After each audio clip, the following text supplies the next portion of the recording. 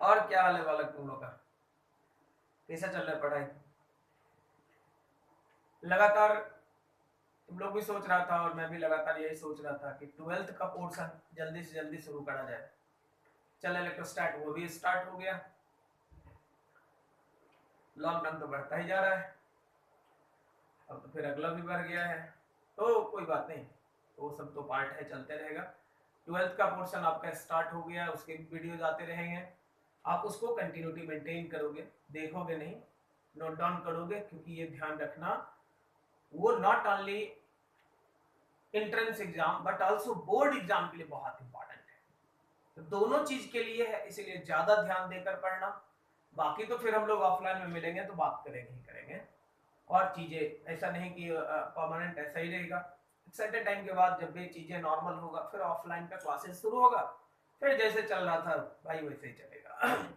दूसरी एक बात है कि और इन्फॉर्मेशन ये है कि आप में से बहुत सारे बच्चे लगातार फोन कर रहे थे कि आपके रिलेटिव्स, किसी का भाई किसी का बहन, इस तरह के जो थे वो 10th पास करे हैं। तो उन बच्चों के लिए, कुछ बच्चे का था कि टारगेट बैच के लिए, जो टारगेट के हैं उनके जूनियर्स को ये है तो वो टारगेट के लिए कि कब से क्लासेस शुरू होगा। तो फाउंडेशन वालों का हम लोगों ने ऑनलाइन, क्योंकि बहुत सारे बच्चे हमारे यहाँ ऐसे भी हैं जिन्होंने एडमिशन ले रखा है ऑलरेडी। तो जो बच्चे एडमिशन लिए हुए हैं उनके भी पेरेंट्स का लगातार कॉल आ रहा था। आप लोग भी लगातार कह रहे थे कि सर टाइम आगे बढ़ रहा है तो क्या होगा, इसीलिए हम लोगों ने आज से स्टार्ट कर दिया है उसके भी ऑनलाइन लेक्चर्स। तो उसमें कोई भी लोग जो भी आपके कांटेक्ट के हैं, कहीं के भी हैं, आप उन्हें इन्फॉर्म करोगे। साथ साथ जो लोग लगातार क्वेरी कर रहे थे कि कब से शुरू होगा, तो वो भी, जिनके लिए भी आप बात कर रहे थे उन लोगों को बोलोगे, वो वीडियोस देखते चलेंगे। ऐसा नहीं कि वो चैप्टर रिपीट नहीं होगा, जब वो वापस आएंगे, जब हम लोग ऑफलाइन में स्टार्ट करेंगे, अगेन उन चैप्टर्स को पढ़ेंगे। लेकिन पहले से पढ़ा रहेगा, एडवांटेज ये मिलेगा कि टाइम कम लगेगा, कम टाइम में ज्यादा अच्छा गेन करेंगे लोग। तो जो लोग ये इंफॉर्मेशन चाहते थे तो बता देना, कोई ऐसा नहीं है कि इसको पढ़ना है उसको पढ़ना, जो भी लोग, क्योंकि यूट्यूब पे है लेक्चर, या यूट्यूब पे लेक्चर है तो फिर कोई भी पढ़ सकता है। एक बच्चे ने ये पूछा, आज ही अपलोड हुआ, उसके बाद एक बच्चे ने, उसका एडमिशन हुआ है, तो उसने फोन करके पूछा कि उसका दोस्त भी पढ़ना चाहता है। किसी के लिए भी, मैंने बोला ना, जब तक ये ऑनलाइन लेक्चर है तब तक ऑनलाइन में किसी के लिए भी, सबके लिए यही फंडा है, कोई भी पढ़ सकता है, कोई दिक्कत वाली बात नहीं है। तो जिसके लिए भी हो आप उन्हें बोलोगे और लेक्चर स्टार्ट करेंगे, वो मतलब पढ़ना शुरू करेंगे उससे। चलो हम लोग आते हैं अब मुद्दे पे। हम लोग शुरू करते हैं आज फिर थर्मोडायनामिक्स वापसी करते हैं। थर्मोडायनामिक्स हम लोग पढ़ रहे थे।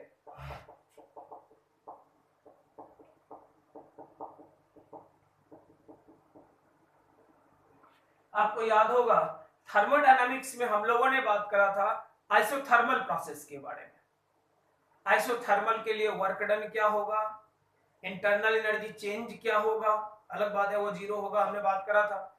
हीट सप्लाइड का वैल्यू क्या होगा, इंट्रोपी क्या होगा, इंथैल्पी क्या होगा, सब कुछ हम लोग डिस्कशन करेंगे। अब एक चीज एक बच्चे ने डाला था कि न्यूमेरिकल के लिए, मैं आपको बताऊं कि आप मेरे यहां पढ़ो यार, पहले से पता है ना, एप्लीकेशन बेस्ड पढ़ाते हैं। मतलब टॉपिक को से रिलेटेड टाइप्स को बताते हैं एंड देन मिलावट के साथ सवाल करते हैं। तो यहां भी वही है। आज हम पढ़ेंगे adiabatic process. Isothermal and adiabatic को मिला लो तो फिर बहुत सारे सवाल होते हैं। ऐसा इंडिपेंडेंटली नहीं होता कि आइसोलेटेड आइसोथर्मल प्रोसेस का सवाल है तो एडियाबेटिक, ऐसा नहीं होता। जब प्रॉब्लम आता है तो सभी से मिला हुआ होगा। इसलिए जब हम एडियाबेटिक पढ़ लेंगे उसके बाद एचसीबी जैसा करते थे वैसा ही असाइनमेंट, ये सब चीजें, और जो मैं खुद कराता था वो सब सवाल, वो सब करते चले जाएंगे। आज हम स्टार्ट करते हैं एडियाबेटिक प्रोसेस के बारे में। चल देखते हैं एडियाबेटिक किसको बोलेगा।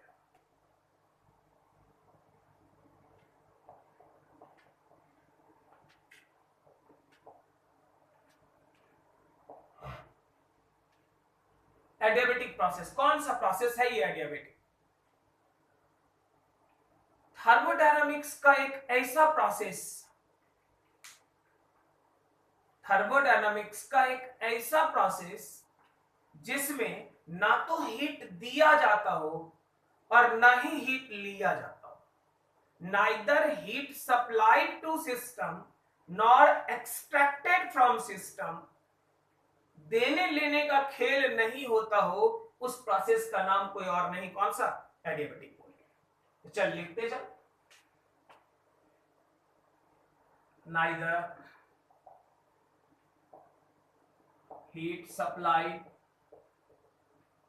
to system or extracted from system। System को ना तो दोगे और ना ही लोगे, दोनों में से कुछ नहीं करोगे।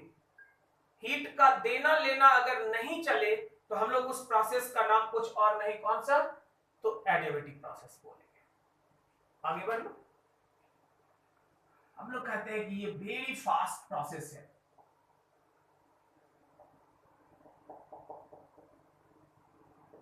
पिछले लेक्चर में भी हम लोगों ने बात करा था, तो मैंने बताया था कि आइसोथर्मल वेरी स्लो प्रोसेस है, एडियाबेटिक वेरी फास्ट प्रोसेस, मतलब बहुत तेजी से कुछ भी हो जाए तो एडियाबेटिक है, बहुत धीरे धीरे हो आइसोथर्मल। एग्जाम्पल बोला था मैंने, याद कर।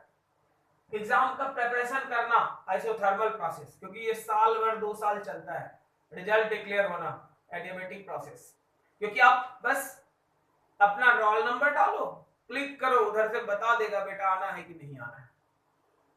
तो ये बहुत तेजी से होता है, मतलब एडियाबेटिक है। जो चीजें धीरे धीरे चलता रहेगा, कौन सा प्रोसेस? आइसोथर्मल। अगला है कि इस प्रोसेस के लिए हमेशा याद रखना कि पी भी गामा इक्वल्स कांस्टेंट। पी से हमारा पुराना परिचय है प्रेशर, भी से को जानते हैं वॉल्यूम, गामा जानते हैं एटॉमिसिटी ऑफ गैस। अब मैं एक बात यहां बोलूंगा कि अगर आप चाहोगे तो यही रिलेशन एडियाबेटिक के लिए क्यों होता है आप डिराइव कर सकते हो, बट हमारे एंट्रेंस एग्जाम में कभी ये डेरिवेशन नहीं पूछता और बोर्ड में इससे सवाल ही नहीं पूछता, 12th बोर्ड में। तो बिना मतलब का टाइम किल करने से कोई फायदा नहीं। आप हमेशा ध्यान रखोगे डेरिवेशन इसका है, ऐसा नहीं है कि नहीं है, हमारे किसी काम का नहीं है, क्योंकि उस डेरिवेशन से हमारा कोई लेना देना नहीं है।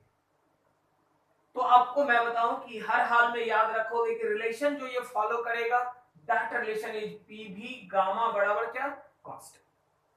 तो 3 बेसिक इंफॉर्मेशन हुआ इससे रिलेटेड एडियाबेटिक से, क्या क्या भाई? तो ना हीट देंगे और ना हीट लेंगे, neither heat supplied to system nor extracted from system। दूसरा इंफॉर्मेशन हुआ ये बहुत तेजी से होने वाला प्रोसेस है, धीरे धीरे नहीं होता। तीसरा इंफॉर्मेशन हुआ इस प्रोसेस के लिए हमेशा पी भी गामा का जो वैल्यू होगा क्या होगा? तो कांस्टेंट होगा। करेक्ट है। चलो अब एक बात हम लोग करते हैं कि ना, देख लो relationship between pressure volume, pressure temperature, volume temperature in case of adiabatic process. बड़ा छोटा सा पॉइंट लेकिन बड़ा ही अच्छा रहता है। इस हिसाब से बात करो कि एंट्रेंस वाले लगातार इस रिलेशन पे सवाल डालते हैं, सिर्फ नीट ही नहीं, जेई मेन डालता है यार। हद तो तब होता है जब एडवांस भी इसके कॉन्सेप्ट पे सवाल डाल देता है। तो हम लोग स्टार्ट ही करते हैं सबसे पहले उसी जगह से जहां से सवाल आना शुरू होता है। देख लो, pressure volume, pressure temperature, volume temperature, ये 3 तरह के रिलेशन हमें फाइंड आउट करने हैं। तो यह एक तो हमारे पास पहले से है, तो सबसे पहले देख ले पहला रिलेशन प्रेशर वॉल्यूम रिलेशन। इसमें तो कोई दिक्कत वाली बात ही नहीं है, पी भी गामा बराबर कांस्टेंट। आप कह सकते हो कि P1 V1 का पावर गामा, P2 V2 का पावर गामा, ये हर हाल में होगा। इसका मतलब ये भी आप कह सकते हो P1 by P2 बराबर V2 by V1 का पावर गामा। ये दोनों एक ही चीज है, बट अगर मेरे से बोलो तो मैं बोलूंगा कि प्रेफर करना, ये याद रखने का रीजन कुछ नहीं है। रीजन है कि यहाँ P1 बाई P2 है, यहाँ V2 बाई V1 है रेशियो में। बच्चे जब जल्दी में लिखते हैं तो लिखेगा P1 by P2 V1 by P2 और सवाल गलत हो जाता है। यहाँ P1 V1 लिखो या V1 P1 लिखो, क्या फर्क पड़ता है? तो मल्टीप्लीकेशन में गलती होने का ये चांस नहीं है, क्योंकि पहले वाले का प्रेशर पहला का वॉल्यूम, दूसरे का प्रेशर दूसरा का वॉल्यूम, इसीलिए हम लोग प्रोडक्ट रिलेशन को प्रेफर करेंगे, रेशियो रिलेशन को नहीं, है दोनों एक ही चीज। अगला आपको कहा जा रहा है प्रेशर टेम्परेचर रिलेशन।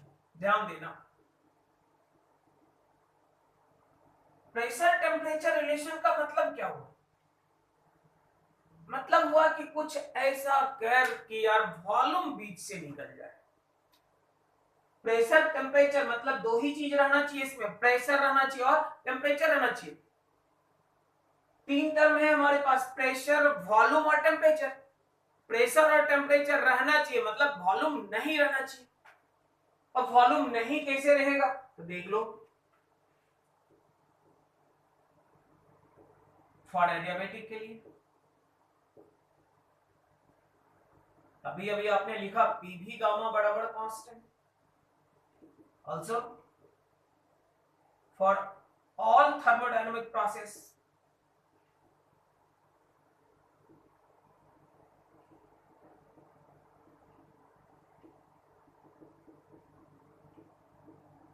मैंने आपको बताया था पीवी बराबर एनआरटी।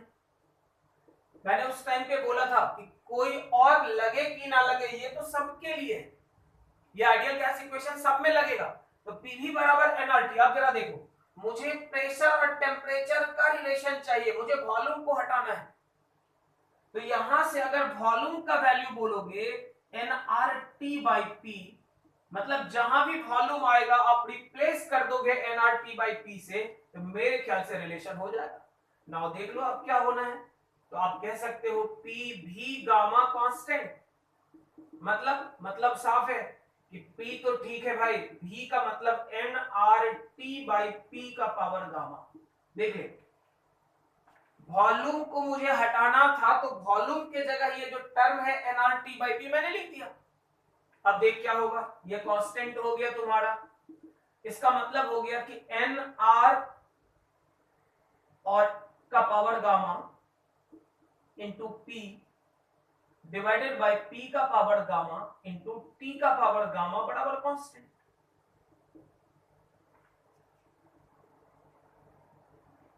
इसका मतलब तो ये भी निकल गया यार कि T का पावर गामा देख ले इंटू P का पावर, यहां 1 है, यहां गामा अगर नीचे से जाएगा, चलो एक बार लिख देता हूं मैं,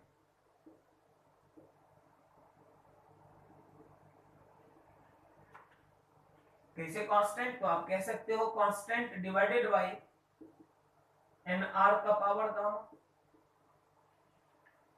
ये प्रेशर है, जैसा था मैंने वैसा ही लिख दिया, लेकिन ये नीचे था, जब ऊपर गया तो पावर क्या किया, माइनस कर दिया। देख ले, यहां तक तो कोई दिक्कत नहीं है, एक बार पूरा छाप ले, उसके बाद आगे।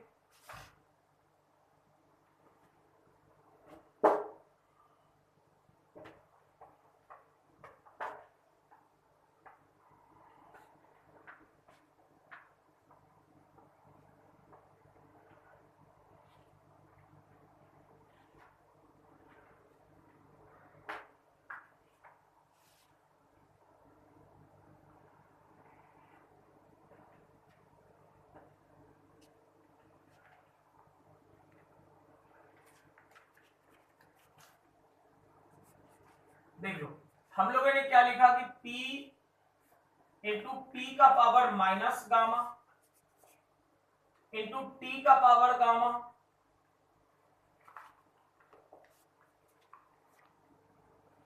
इक्वल्स कितना था भाई, इक्वल्स था R, ये constant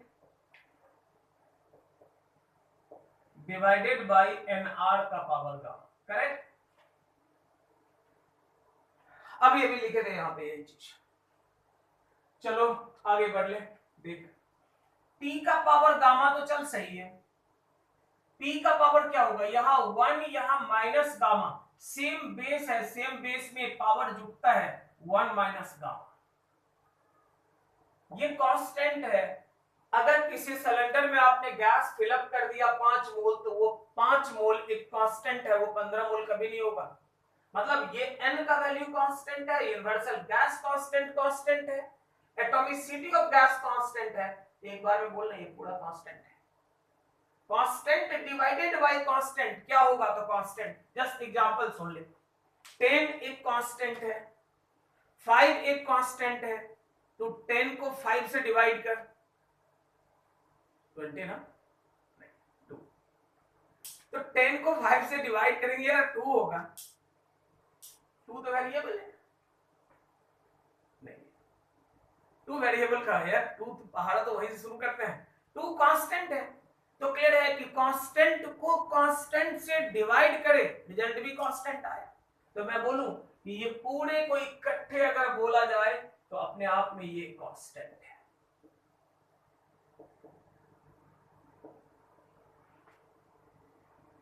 that means this constant, आप कह सकते हो P का पावर गामा, P का power 1 minus gamma, that equals किसके, तो कांस्टेंट। आप ये भी कह सकते हो P का power gamma constant divided by P का पावर 1 माइनस गामा। ध्यान देकर देखना,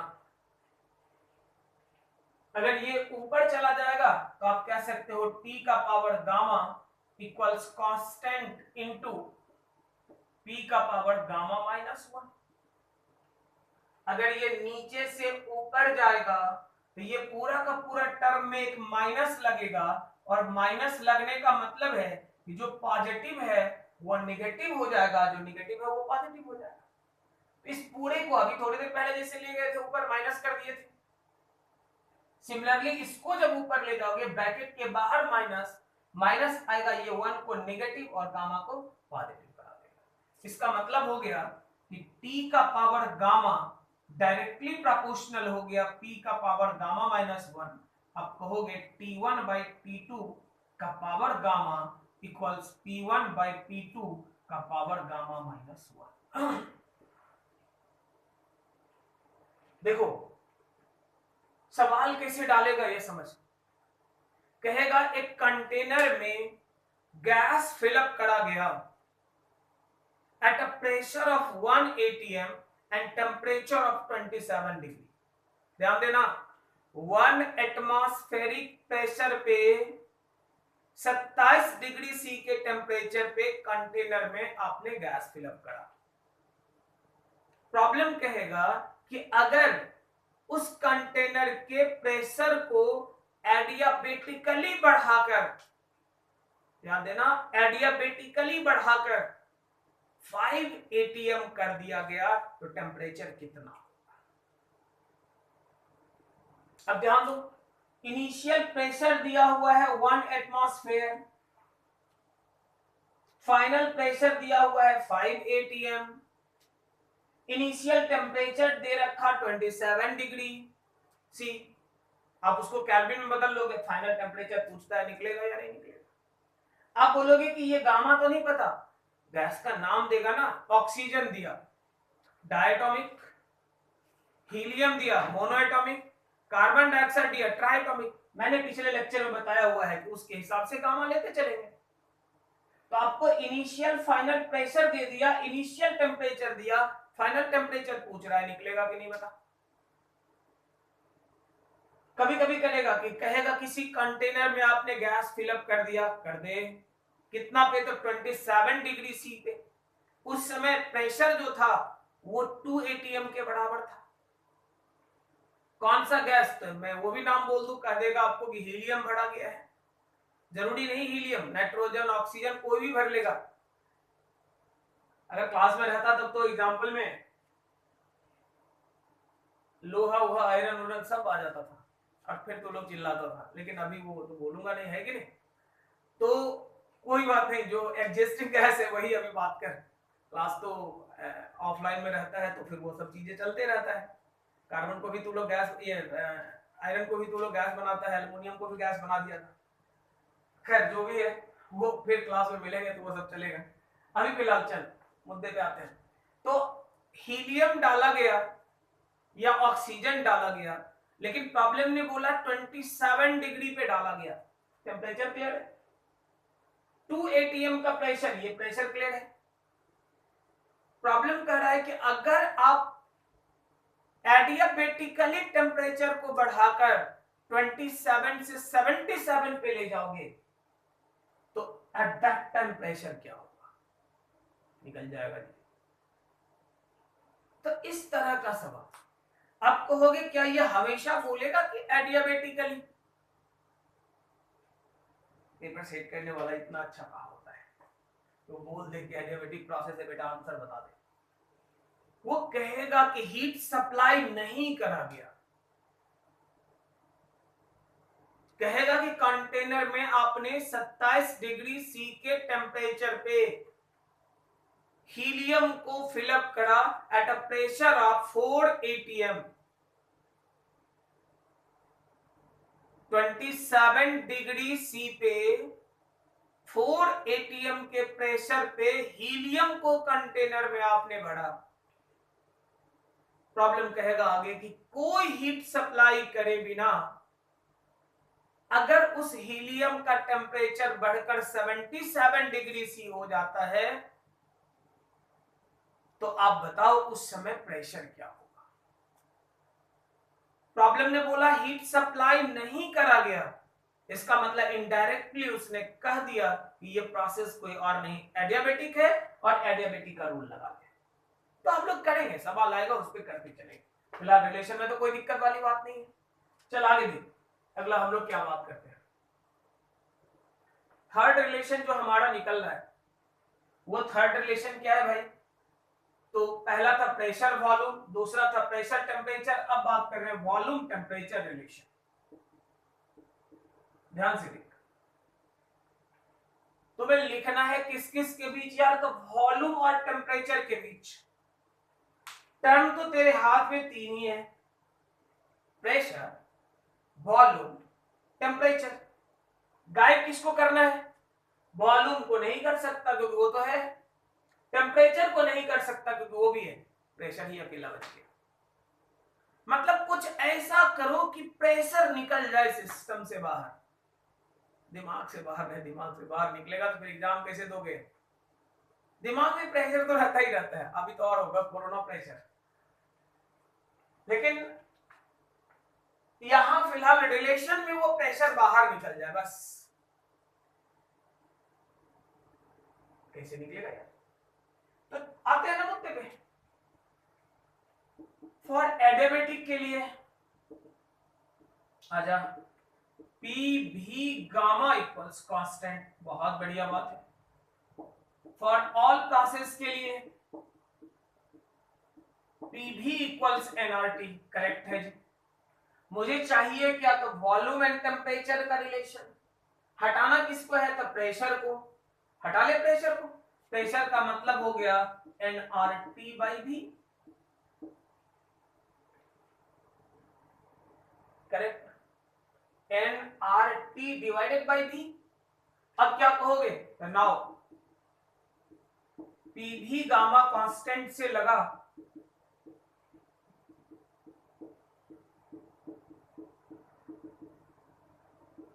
प्रेशर की जगह क्या बोलोगे? तो एनआरटी बाई भी, और v का पावर गामा तो है ही, और दैट इक्वल्स किसके? तो कांस्टेंट। तोड़ लो इक्वेशन को, nr का पावर गामा इंटू ये nr इंटू टी, nr का पावर गामा नहीं है, इंटू v का power gamma divided by v। देख लो, nr को अलग कर लिए, t को अलग कर लिए, ये दैट इक्वल्स किसके? आप यही कहोगे कि t इंटू v का पावर गामा इंटू v का power -1 equals constant divided by nr। कुछ नहीं करे हम लोग, t टेम्परेचर है तो रहने दिए, v का पावर गामा देख, नीचे से ऊपर गया। कौन बोला था जाने? अपने मन से गया, गया तो नीचे से ऊपर गया, तो यार माइनस भी तो वही हुआ। आगे बढ़ देख ले क्या होना है। फिर तो हम लोग यही कहेंगे कि t इंटू भी का पावर गामा माइनस वन। कैसे देख ले, ये भी का पावर गामा, ये भी का power minus one, same base है, पावर जुटेगा। तुम बोलोगे बार बार बोलते हैं जुटेगा, घटा देते हैं। यार घटाते नहीं, जोड़ते हैं। अब इसका अपना ही प्रॉब्लम है, वो माइनस को कैरी कर रहा है। क्या मेरे से पूछ के करा उसने? नहीं ना। तो अगर माइनस है तो वो रहेगा यार। दैट इक्वल्स किसके? तो देख ले constant.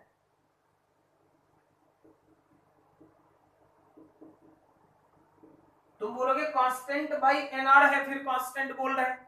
Number of mole constant, universal gas constant एक कांस्टेंट, तो ये तीनों, ये दोनों term constant, constant divided by constant, वो भी तो कांस्टेंट ही होगा। आगे बढ़ ले। आप क्या कहोगे? तो आप कहोगे टी भी का पावर गामा माइनस वन बराबर कितना? कांस्टेंट। इसका मतलब T1 V1 का power gamma minus one, T2 V2 का power gamma minus one. T1 V1 का power gamma minus one equals किसके? T2 V2 का पावर गामा माइनस वन।